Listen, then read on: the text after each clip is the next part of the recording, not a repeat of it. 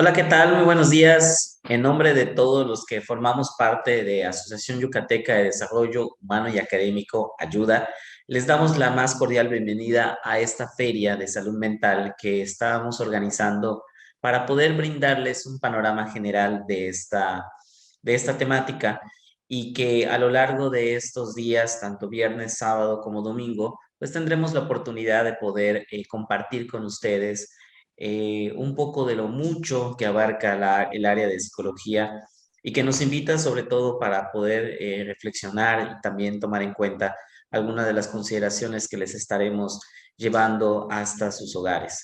Mi nombre es Ángel Ildefonso Patrón Cahamal y tengo el gusto de poder iniciar en esta jornada del día viernes con este tema que es 5 hábitos mentalmente saludables, que es lo que quiero compartirles el día de hoy.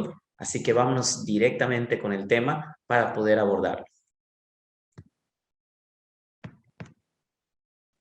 Algo importante que tenemos que considerar dentro de este panorama de hábitos es que tenemos que entender lo que es el concepto de salud mental. Y en este caso, la Organización Mundial de la Salud nos plantea que esta variable tiene que relacionarse con ese estado óptimo de bienestar, es decir, el hecho en el que nosotros seamos conscientes de aquellas capacidades, de aquellas aptitudes y la manera en cómo nos vamos desarrollando en diferentes contextos. Esto nos da esa certeza, esa seguridad de sentirnos plenos en lo que vamos realizando. Además, lo que nos proporciona esta definición de salud mental es el hecho de que el ser humano es consciente de estas capacidades y además de cómo puede contribuir a la sociedad para poder hacer frente a las tensiones normales de la vida. Sabemos que es inevitable ciertas problemáticas, circunstancias o incluso crisis que no dependen de nosotros, como puede llegar a ser alguna situación climática o alguna cuestión social como se vivió durante esta pandemia o se vive, mejor dicho, dentro de la pandemia. Entonces, son situaciones que no estábamos tal vez preparados, que no teníamos tal vez herramientas o incluso tal vez experiencias previas. Sin embargo, esto nos sirve, es decir, el concepto de salud mental para hacer frente a esa adversidad que se pueda llegar a presentar.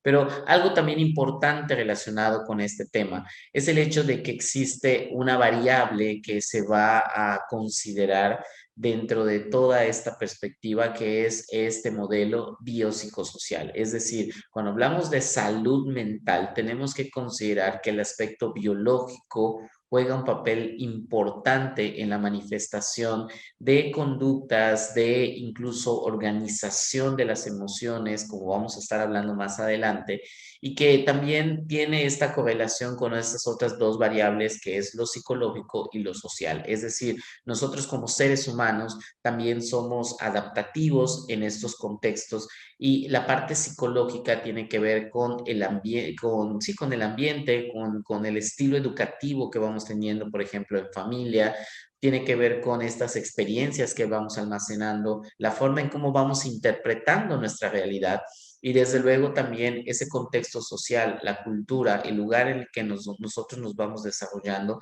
tiene una influencia a través de esas reglas, normas, valores, y todo esto nos permite poder concretar y estudiar o analizar a un ser biopsicosocial. En este caso, cuando hablamos de salud mental, tenemos que considerar que es algo que no se puede observar directamente.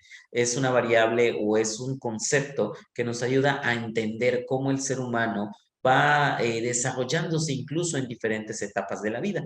Es por ello que al poder considerar que no es algo tan fácil de poder medir, no es algo tan fácil de poder incluso a veces observar, a veces creemos que está ausente o incluso creemos que está presente por ciertos parámetros, ¿no? Antiguamente se consideraba que el tema de salud es la ausencia de enfermedad, o sea, pocas veces hablamos de una prevención, pocas veces hablamos del hecho de poder identificar aquellos factores de riesgo que puedan afectar directamente a nuestra salud. Es por ello que hoy uno de los principales objetivos que se tiene dentro del área de la psicología, sin duda alguna, es la prevención. ya que si nosotros vamos tomando en cuenta todos estos factores, pues podemos evitar que en algún momento podamos tener alguna alteración de nuestra salud mental, ¿sí? Entonces, eso también nos permite poder tener esta capacidad de hacer frente a muchas de las adversidades que se puedan ir presentando. Y es por ello que con este panorama, pues también nos vamos directo a lo que viene siendo estos otros elementos importantes de cómo podemos fomentar nuestra salud mental, que directamente es esta temática, el hecho de poder considerar aquellos hábitos que puedan llegar a ser saludables. Tenemos que considerar que algo importante dentro de los hábitos es que para que puedan ser instaurados necesitamos mucha práctica, necesitamos tener organización, planeación, y aquí tenemos algunos tips que vamos a ir abordando dentro de esta charla para que podamos hablar de cómo fomentar esta salud mental. Sí, y definitivamente no es que uno sea más importante que otro, cada uno tiene una aportación diferente y eso es lo que vamos a ir viendo a continuación. Y vamos a empezar con el cuida tu cuerpo. Esta cuestión que parece demasiado coloquial, como diríamos, la mente sana en cuerpo sano, algo que es importante considerar dentro de esto es la actividad física. El cuerpo está sincronizado con las emociones y con la forma en cómo vamos procesando todo lo que esté a nuestro alrededor. Fíjense que el ejercicio es una de las variables más importantes porque al realizarlo no solo nos va a dar un bienestar, sino que además nos va a dar la fuerza, la motivación o el empuje para realizar varias áreas o varias tareas, mejor dicho, de cómo nos vamos desempeñando durante el día. Por ejemplo, el hacer actividad física va a facilitar que puedas conciliar mejor el sueño, vas a tener más energía durante el día para realizar tus actividades diarias, vas a liberar endorfinas, que son calmantes naturales muy buenos y que se relacionan también con esta sensación de bienestar. Entonces, el hecho de hablar del ejercicio no solo es por una cuestión estética, como algunos cánones de belleza o estereotipos de belleza pueden marcar. El ejercicio es de vital importancia. ¿Y cómo se relaciona esto con la salud mental? Bueno, precisamente como te comentaba, por el hecho de los efectos que pueda llegar a causar en nuestro organismo. Tenemos que entender que la mente y el cuerpo es uno solo. Esto es una cuestión que se viene considerando desde muchísimos años atrás y que a veces separamos esta cuestión de que algunas personas se fueron a estudiar más la mente, algunas personas se fueron a estudiar más el cuerpo, pero este binomio de mente y cuerpo se conjuntan en lo que viene siendo el ser humano. Es por ello que nosotros, relacionados dentro del área de la salud, necesitamos trabajar de manera multidisciplinaria para invitar a las personas que si cuidan su mente, esto va a tener un reflejo directamente en su cuerpo. Y también si nosotros aprendemos a cuidar a nuestro cuerpo, vamos a tener formas de pensamiento y manejos emocionales que son más saludables y que esto también se va a traducir a una mejora, ¿sí? Algo que también consideramos dentro de la variable de salud mental desde el punto de vista psicofisiológico es el papel de los neurotransmisores. Es como, por ejemplo, una persona que tenga una crisis o un cuadro conocido como depresión, hay una gran participación de lo que viene siendo estos neurotransmisores. De hecho, la depresión se ha considerado y se ha identificado que se debe a una baja de serotonina, que peculiarmente es una sustancia que tiene varias funciones en el organismo y una de las principales es la regulación de las emociones. Entonces, es curioso porque si nosotros no consideramos lo que viene siendo el bienestar psíquico como parte indispensable del cuerpo, entonces no estamos atendiendo de manera integral al tema de salud. ¿Sí? Porque, por ejemplo, un comportamiento de ansiedad o una crisis de ansiedad tiene un gran componente biológico en donde también tenemos que escuchar muchas veces lo que nuestro cuerpo nos está comunicando a través de todo ello. Estos neurotransmisores son sustancias que vamos a obtener de nuestros alimentos, algo que también necesitamos monitorear y considerar porque no solo el ejercicio sabemos que es indispensable para una vida saludable, sino además lo que es la alimentación, ya que de estos nutrientes que nosotros vamos consumiendo en nuestros alimentos saludables, vamos a tener la posibilidad de fabricar esos neurotransmisores y a su vez estos neurotransmisores van a ayudarnos en múltiples funciones del organismo, entre ellas las relacionadas con la salud mental, como puede llegar a ser el mantener niveles óptimos de ansiedad, el hecho de poder considerar ese equilibrio emocional, los hábitos de sueño, lo que viene siendo incluso emociones como la ira, la presión arterial, entre otras tantas funciones que realiza este papel de los neurotransmisores. Algo también importante para poder cuidar a nuestro cuerpo es reducir esos factores estresores o estresantes, como puede llegar a ser demasiado ruido que nos contamine, puede ser el hecho de también cuidar nuestra salud visual, a veces ya estamos mucho tiempo frente al monitor, el hecho de poder mediar, organizar y planear nuestras actividades para que no sucumbamos ante el tema del estrés. Y algo también importante, conocer nuestros niveles óptimos de ansiedad. La ansiedad no es algo malo, es un mensaje que nuestro cuerpo nos manda y que nos invita a considerar cuándo algo puede ser un foco de alerta, cuándo necesitamos prestarle atención a nuestro cuerpo, ¿sí? Es como cuando la presión arterial se eleva, tal vez por una crisis de ansiedad debido a que estamos en una situación de peligro. Es decir, estoy cruzando la calle y hay una activación de ansiedad, esta activación fisiológica va a poner a salvo mi vida, es decir, va a desencadenar miedo. Este miedo va a hacer que todo el organismo se active a través de neurotransmisores, hormonas y otras sustancias, y esto nos va a permitir salvar la vida. Es decir, la ansiedad es buena, es funcional. El único detalle es que cuando esta ansiedad deja de ser adaptativa, es cuando ya se vuelve un problema. Es decir, aunque yo no esté en peligro, viene una agitación psicomotriz, la sudoración, la taquicardia, dolor de cabeza, presión arterial, y es cuando ya la ansiedad se vuelve discapacitante. Es por ello que necesitamos aprender a escuchar a nuestro cuerpo, conocer cuáles son sus necesidades y protegerlo íntegramente, porque esto es un factor determinante en el tema de salud. ¿Sí? En el caso de salud mental, ¿no? Entonces, a veces creemos que son variables totalmente diferentes, pero la realidad es que no es así. Así que una de las primeras recomendaciones es cuidar a tu cuerpo de manera integral. También otra de las variables que nos pueden llegar a sorprender dentro del tema de salud mental es el hecho de poder ubicarnos en esto que a veces puede o no puede tener solución. Sanar el pasado para construir el futuro es una de las siguientes recomendaciones que hoy quiero dejarte. Sabemos que dentro de aquello que ya pasó, es imposible de poder cambiar. Pregúntate cuántas veces te has aferrado a una situación dándole vueltas a tu cabeza que no tiene solución. Probablemente sea alguna decisión, probablemente sea alguna consecuencia que se haya presentado, y lo importante es que podamos aprender de ello.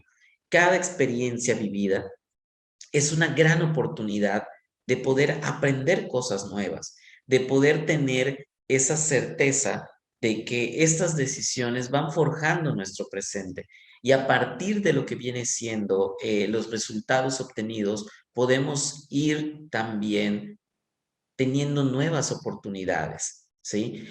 No seamos unas personas que tengamos una participación, podemos llegar a decir, desapercibida en la construcción de nuestro futuro. Algo que también se relaciona con el tema de salud mental son muchas situaciones de nuestra vida que en su momento tal vez estuvieron poco dentro de nuestra responsabilidad. a veces cuestiones educativas en familia, la cuestión económica también de la familia, el hecho de poder tener la oportunidad incluso de estudiar. Hay personas que no tuvieron esas mismas oportunidades y no por ello se atormentan o se quedan viviendo en ese pasado, o incluso, por otro lado, hay personas que se adelantan a aquello que no ha sucedido. Es más, inclusive ya hasta están pensando qué es lo que van a hacer para la fiesta de Navidad o Año Nuevo, cuando ni siquiera hemos terminado este mes. La misma presión social que tenemos nos invita a vivir de manera acelerada también en ocasiones. No digo que no es bueno planear, definitivamente tenemos que hacer un plan, tenemos que vivir con un proyecto de vida. Sin embargo, algo que también tenemos que considerar es que esto tiene que ser algo flexible, que nos permita adaptarnos, que nos permita ser funcionales. Dentro de nuestro pasado, es importante sacar esos temas que consideremos significativos para que podamos cerrar estas experiencias y evitar que nos sigan consumiendo algún tipo de energía. Por ejemplo, los temas del perdón, el hecho de poder sanar a nuestro niño o niña interior, ya que muchas de las experiencias que se van almacenando en nuestras primeras etapas de vida, posteriormente tienen una influencia o tienen un impacto en cómo somos hoy de adultos. La personalidad es algo que se va construyendo desde las primeras etapas y que a partir de otras variables, como mencionábamos, nos permite tener una adaptación dentro del contexto social. Sabemos que el tema del duelo también es algo importante. Siempre estamos ante un proceso de duelo, abriendo y cerrando ciclos. Y el hecho de poder tener esa facilidad o esa posibilidad o esa determinación en la mayoría de los casos, de poder dejar atrás esas experiencias que podemos aprender de ellas o simple y sencillamente si no están en nuestras manos solucionarlas, pues darle la vuelta. Pero es importante vivir en el presente, en el aquí y el ahora. Obviamente con responsabilidad, no es lo mismo actuar con libertinaje que obviamente actuar con libertad, que es donde va acompañado de responsabilidad.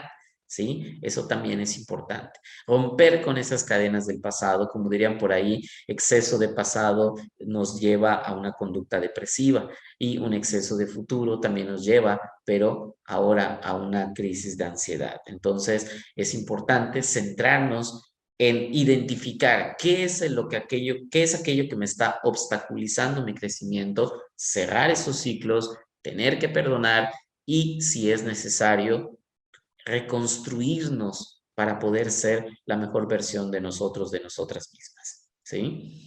Otra de las variables que hoy quisiera considerar contigo es el hecho de que cuando hablamos de salud mental, somos seres sociales que, como te mencionaba en este primer modelo, tenemos esta posibilidad de ir interactuando a través de diferentes esferas sociales, como puede llegar a ser lo laboral, obviamente lo que viene siendo también la interacción con nuestros amigos o amigas en la escuela, por ejemplo, incluso hasta con nuestra familia externa, fuera de lo que es pues este primer núcleo que tenemos, que es papá, mamá, hermanos, hermanas.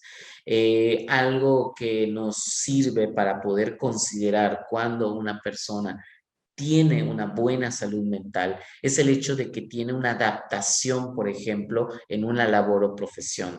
Es decir, aquella persona que pues trabaja en casa, contribuye en el quehacer, en la planificación de los alimentos o en la cocina o incluso en lo que viene siendo tener su microempresa, su micronegocio, el hecho de poder también dedicarse a la jardinería, el hecho de tener obviamente también una profesión, el hecho de poder ayudar a otras personas dentro de mi comunidad, es decir, todos y todas las personas van a utilizar esos recursos, esa experiencia y poder tener un beneficio no solo para sí mismos, sino para los y las demás, ¿sí? No es que, digamos, que si no tienes estudios, no tienes una profesión, por ejemplo, como o una licenciatura o una ingeniería o un doctorado o maestría, tengas que alcanzar ese nivel para tener salud mental. No es así. O sea, todos y todas las personas son capaces de poder aprender y de poder contribuir a su sociedad. ¿Sí? Es más, incluso con el hecho de poder tener esa buena interacción con mis vecinos en casa, incluso tal vez poder realizar dentro de mi área, dentro de mi espacio, aquello que sea útil o que ayude a las demás personas, eso es suficiente para poder hablar también de salud mental. Otra de las variables está relacionada con las habilidades sociales. El hecho de que nosotros podamos acercarnos, establecer una comunicación, podamos expresar abiertamente aquello que deseamos sin tener esa represión, ese temor, ese miedo. Eso es algo que se va desarrollando desde el núcleo familiar, desde ese primer contacto que tenemos con el mundo, a través de todo lo que nos enseñan en nuestras casas, en nuestros hogares. Llega un momento que esto funge como un modelo de cómo vamos a interactuar con las demás personas. Es decir, si en mi familia tal vez vivía situaciones de violencia, de maltrato o que me eran angustiantes, obviamente esta es la percepción que voy a tener después del mundo, de que es un lugar hostil, es un lugar frío y que hay muy poca interacción con las personas. Pero si yo voy creciendo con habilidades sociales, con la forma de poder expresarme abiertamente, el hecho de comunicar lo que pienso, lo que siento de manera asertiva, y que esto me permita tener una buena inclusión, una buena adaptación, ese es el principal objetivo. Y precisamente considerando el tema de adaptación social, es el hecho de que cada cultura tiene una necesidad diferente, incluso la manera en cómo nosotros podemos adaptarnos, respetar los valores, las políticas. Tenemos que también considerar el seguir las normatividades, no ir en contra de lo que se espera o en este caso de lo que necesita mi sociedad. Esto es también en cuestión de adaptación social. Por ejemplo, yo sé que si me encuentro una cartera tirada en la calle con una cantidad de dinero, lo moral, lo ético es poder empatizar con la persona y hacer todo lo posible para poder devolver esa cantidad, ¿no? Por ejemplo, sabemos que hay múltiples factores que algunos dirán, no, pues sabes qué, no pude contactar con la persona, pero pues simple y sencillamente es algo que sí tuve la intención, porque también hay situaciones que se salen de control. Ahora, lo que voy con la adaptación social es que incluso si yo voy a una tienda a comprar y yo veo que no hay nadie vigilando, el hecho de hurtar o tomar algo, eso va en contra de las normas sociales. Y eso es cuando ya hablamos de una desadaptación, cuando hablamos tal vez de una conducta delictiva o cuando tenemos la intención de dañar propiedad ajena. Entonces, llega un momento que una persona que tiene una salud mental es capaz de considerar no solo a sí mismo, sino a los y las demás para poder ser un agente de cambio, para ser una persona que tenga esa capacidad de poder apoyar o ayudar cuando sea necesario. Esta empatía, el hecho de poder acercarnos a las personas, eso es algo que también nos habla de esta salud mental que nos permite poder tener esta aproximación y que también da una gran satisfacción. Entonces, finalizando con lo que viene siendo esta contribución social, desde el momento en el que incluso con tus palabras, con tu apoyo emocional, con tu trabajo, puedas tener esa capacidad de poder contribuir a tu gente, a tu sociedad, eso también es una manera de fomentar nuestra salud mental, ya que esto nos da un bienestar, nos da una sensación de tener esa utilidad, esa sensación de poder compartir lo que sé con los demás y sobre todo el hecho de poder crecer junto con las personas que queremos. Una de las formas que a veces puede ser complicadas dentro de esta variable, obviamente de salud mental, es la regulación de las emociones. Y para poder explicar este tema, me encantaría considerar que existen dos conceptos que a veces parecen similares, pero la realidad es que no lo son. Y en este caso es marcar una diferencia entre las emociones y el sentimiento. Siempre nos han dicho o nos han hablado de la importancia de poder manejar nuestras emociones, pero algo que tenemos que considerar es ¿por qué no nos preguntan aprender a manejar los sentimientos? Bueno, ahora vamos a hablar acerca de ello. Y ahí sí quisiera detenerme también un poco. En este caso, las emociones, a diferencia obviamente de los sentimientos, tenemos que considerar en un primer momento que son respuestas intensas. que son difíciles de poder explicar.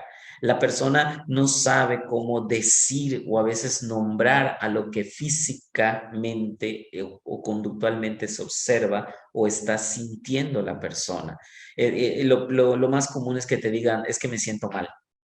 Ok, sí, te sientes mal, pero ¿qué es sentirte mal? Es que no sé, o sea, siento mis brazos tensos, siento cómo eleva la temperatura en mi cuerpo, siento una presión en el pecho, tengo ganas de llorar, es decir, tal vez a veces la persona no ha identificado qué emoción es la que está presente en ese momento. El detalle con las emociones es que al ser tan intensas, la persona puede sofocarse de ellas.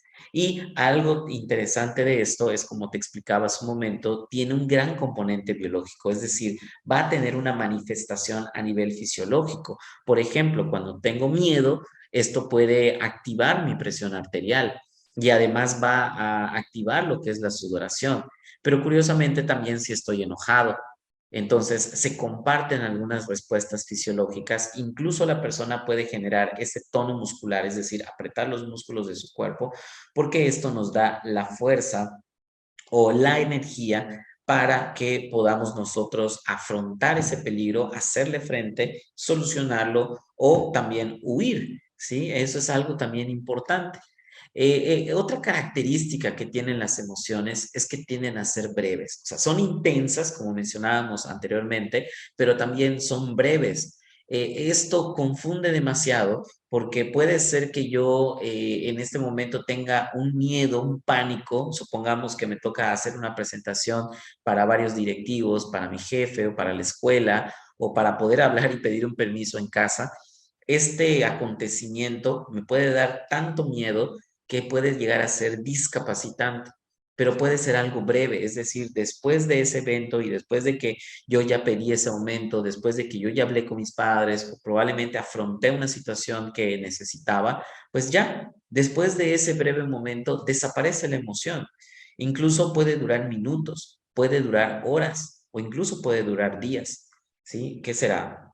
3 días, 4 días, 5 días exageradamente.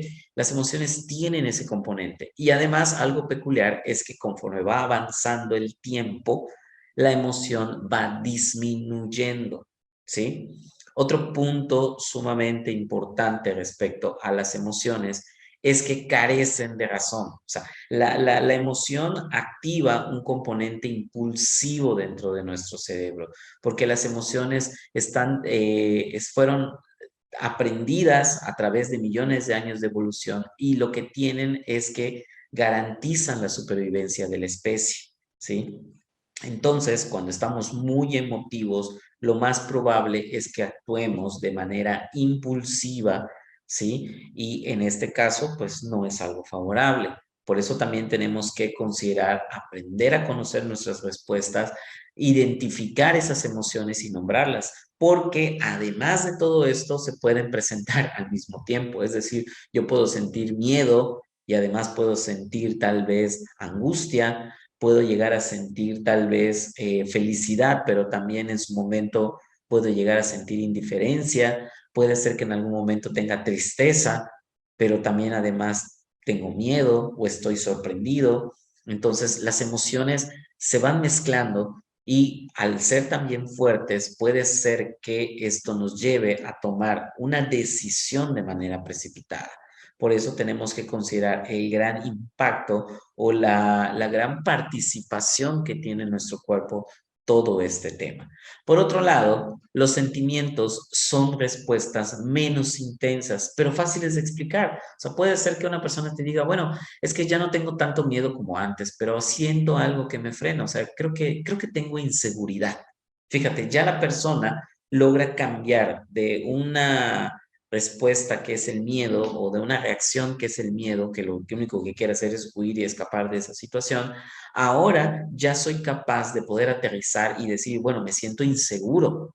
Y también puedo ser consciente, puede ser que me da pánico escénico porque ahora estoy consciente de que tal vez en una experiencia de la escuela tuve que pasar a exponer y se burlaron de mí. O sea, yo ya estoy consciente y gracias a esa conciencia yo mismo puedo apoyarme y decir, bueno, si en ese momento de mi pasado tuve una mala experiencia, no significa que tenga que pasar lo mismo hoy. Ese es el punto o esa es la pauta más importante. O sea, que las emociones pueden llegar a ser un gran motor que nos impulse a actuar, pero también nos puede discapacitar. En el caso del sentimiento, nos da la posibilidad de analizar las variables porque aquí sí participa la razón en la toma de decisiones.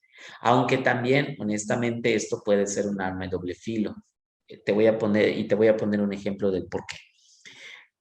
Imagínate que descubres que en este caso has sufrido una estafa por una cantidad de dinero importante. Ponle los ceros que tú quieras. Ahora, esta situación puede generar frustración, sorpresa, porque obviamente no me imaginé perder esa cantidad de dinero. Puede desencadenar una ira, porque probablemente sé quién fue. Y además, también puede ser que en algún momento genere una gran tristeza y preguntarme por qué a mí. Entonces, las emociones se conjuntan y probablemente yo actúe de manera impulsiva y no mida las consecuencias de mis actos, ¿sí? Ahora, el sentimiento, ¿y por qué digo que es un arma de doble filo? Porque también al disminuir este impacto fisiológico o de malestar, porque en algunas ocasiones es tanta la activación física que te duele literalmente el estómago, el pecho, la cabeza, etcétera. Al participar la razón, imagínate que te enteras que la persona responsable de esta estafa fue un familiar tuyo. Entonces ahí es donde entra también el sentimiento, porque automáticamente te hace recordar también las experiencias vividas con esa persona. Y el hecho de poder razonar, a veces nosotros justificamos la acción de alguien. Y hay enojo, sí, pero ya no con la misma intensidad. Entonces, de alguna otra manera, el sentimiento puede hacernos o invitarnos a dejar pasar ese contexto. Es como que yo esté atrapado en una relación violenta, de maltrato, y de alguna otra forma tengo miedo de estar en esa situación, pero luego entra el sentimiento y digo, pero es que también te quiero. Entonces, ¿por qué? Porque pues también me has demostrado que has sido una persona buena, bla, bla, bla, bla. Entonces, entra a veces en debate también esta situación. No digo que siempre sea así, pero al participar más el componente cognitivo dentro de la respuesta sentimental, pues evidentemente tenemos que considerar de manera objetiva la realidad.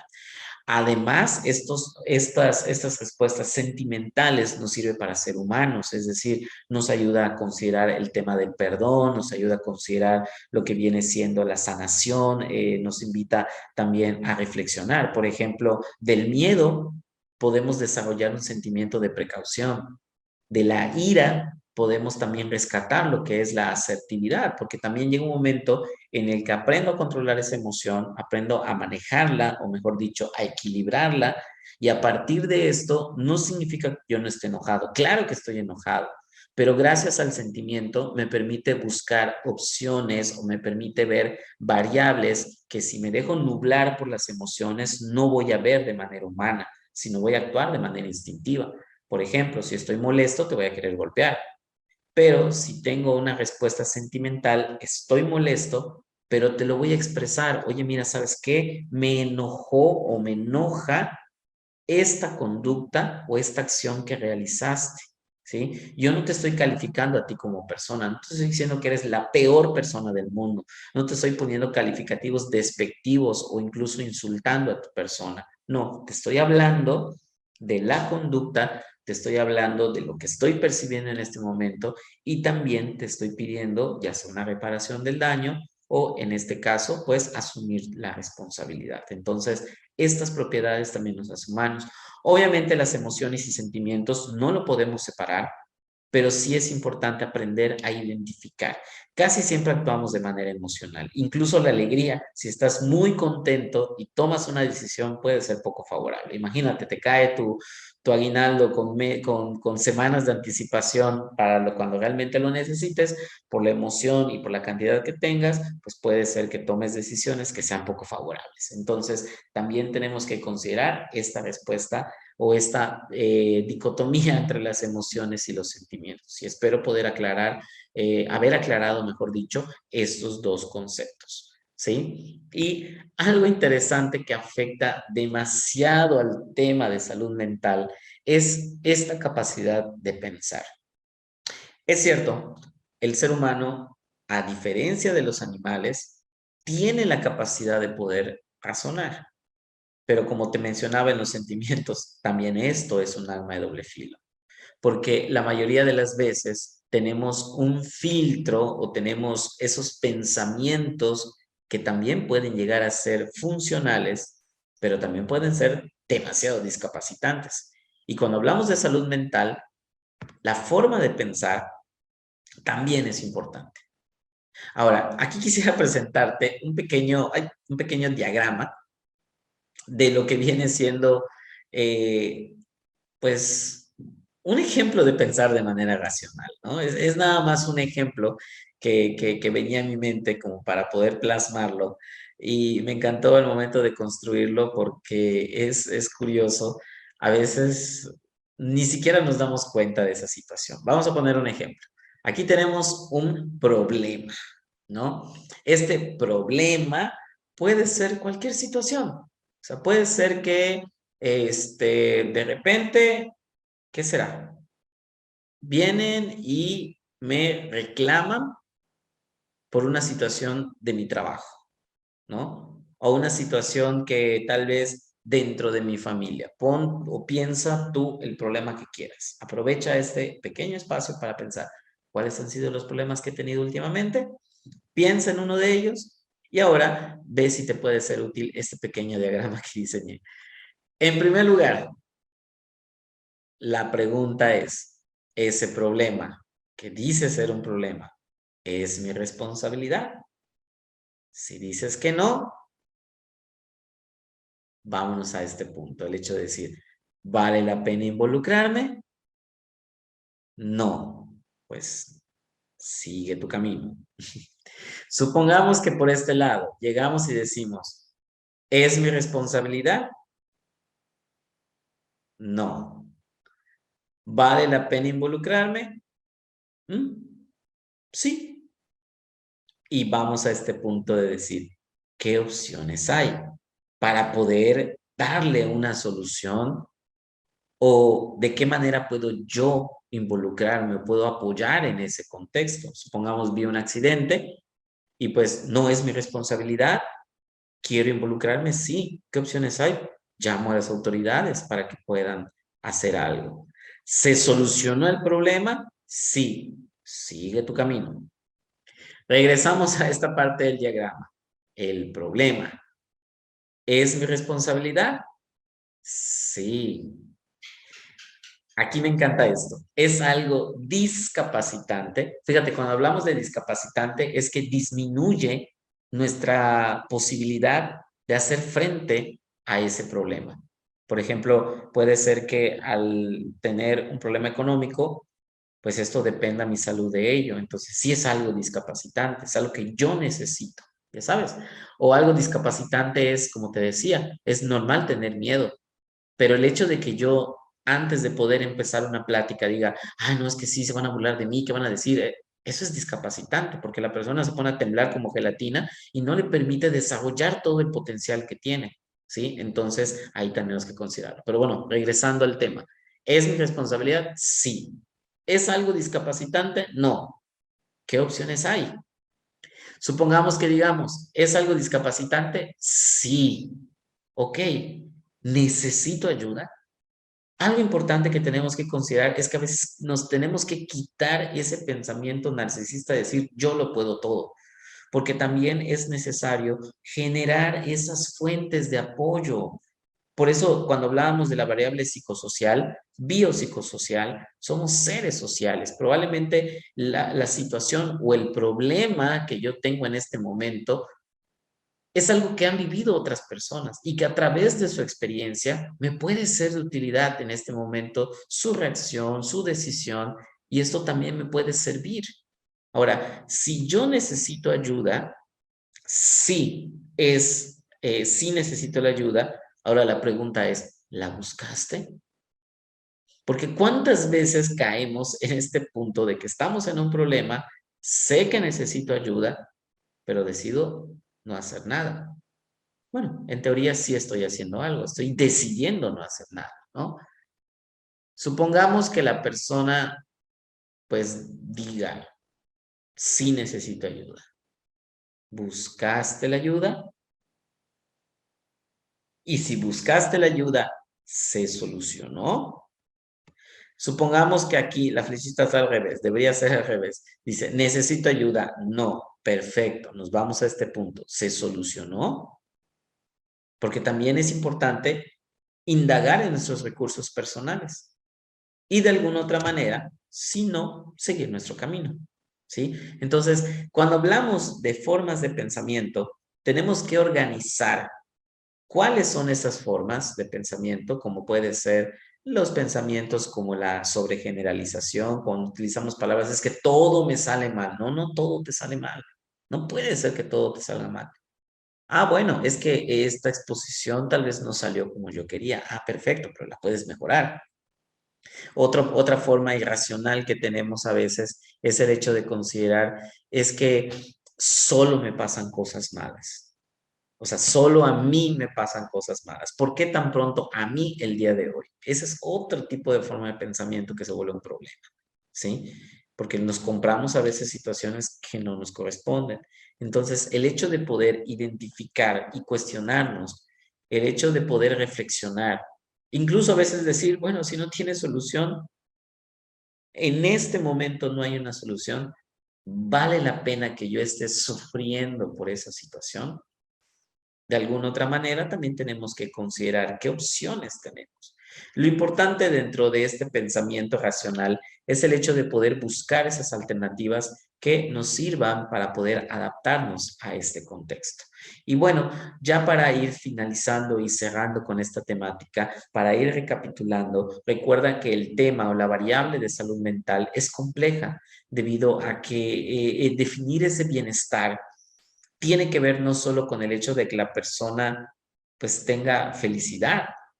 Cuando hablamos de bienestar es el hecho de aceptar incluso que no solo existe la felicidad, existe también situaciones como o emociones como la tristeza, como la soledad, pero también de ellas aprendemos, nos fortalecen como seres humanos. Son etapas o procesos, como en el caso del duelo, que vamos a vivir en algún momento de la vida o que ya hemos vivido. Entonces, cuando hablamos de salud mental, es esta variable que nosotros necesitamos fomentar, que nosotros necesitamos cultivar, que nosotros necesitamos transmitir también a otras generaciones y, por supuesto, predicar con el ejemplo, porque para que estas recomendaciones se conviertan en un hábito, tenemos que instaurarlas y ahora sí que ponerlas en práctica durante todo este tiempo que tengamos para poder hacer este cambio. Cuida tu cuerpo, recuerda, es algo importante porque hay una relación bidireccional en este aspecto. Sana tu pasado, aquello que tú identifiques que te afecte, como puede ser alguna experiencia de pequeño, de pequeña, situación con la familia, experiencias anteriores con pareja, trabajo. Deja ese pasado y dedícate a cultivar nuevas opciones a partir de todo esto que has vivido. Algo importante es que podamos tener una adaptación social, el hecho de poder contribuir a mi sociedad. Es tan gratificante el hecho de poder acompañar, el hecho de poder guiar a alguien, el hecho de observar o incluso compartir lo que nosotros tenemos con alguien más. Es demasiado gratificante. El aprender a conocernos a través de nuestras emociones, a través de nuestros sentimientos y el hecho de que nosotros podamos integrar ambas cualidades para un bien mayor, esto es importantísimo. El hecho de poder trabajar con la asertividad, como más adelante en otra plática nos dará la maestra Claudia, todo eso tenemos que considerar. Y también algo que es inherente a todo esto es el hecho de poder hablar de esos pensamientos racionales, de esos pensamientos que no se desbordan, que esos pensamientos que no están enfocados en una actitud paranoide, celotípica, no, sino que están basadas en la realidad, están basadas en la evidencia y que no nos son discapacitantes ni nos hacen sufrir. Considerando todas estas variables, vamos a poder hablar de salud mental, ¿sí? Entonces, de mi parte, por el momento, sería todo. Te agradezco mucho el habernos acompañado en esta primer plática. Quisiera también llevarte a ese punto de reflexión en donde todos nosotros, nosotras, somos esos agentes de cambio que necesitamos, pero para poder hacer todo esto en un contexto social, necesitamos empezar por nosotros. Entonces, en nombre de todos los que formamos parte del Grupo Ayuda, te damos la más cordial bienvenida a esta jornada y pues estaremos apoyándote. Recuerda que también tendremos el día de mañana más actividades con nuestras asociaciones e institutos que están apoyándonos en esta gran feria de salud y también recordarte e invitarte para la jornada que tenemos el día domingo en el parque. ¿Sí?